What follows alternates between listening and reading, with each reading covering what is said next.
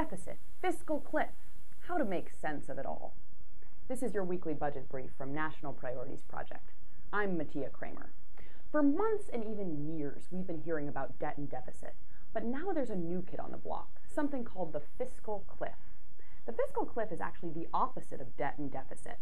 It refers to deficit reduction happening too quickly. Huh, you might say? I thought deficit reduction was a good thing. Well, the fiscal cliff is way too much of a good thing and bad timing to boot. Here's why. This notion of a fiscal cliff refers to a whole bunch of spending cuts and tax increases that are all scheduled to happen at the same time at the start of 2013. If the federal government actually undertook all of those cuts, it would lead to, by some estimates, millions of layoffs of people like teachers and firefighters.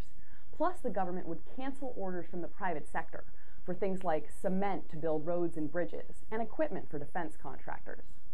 If the federal government actually did those things, those spending cuts and tax increases, many analysts say it would lead to turning our weak economic recovery into a double-dip recession.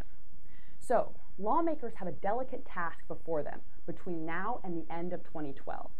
Their job is to come up with a plan that boosts our near-term economic recovery, but also plans for long-term deficit reduction. And believe it or not, you can help them achieve that goal. Here's how.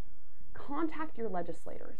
Tell them you want them to work across the aisle to come up with a deal that does just that, our near-term economic recovery, long-term deficit reduction. Go to nationalpriorities.org and click on Take Action.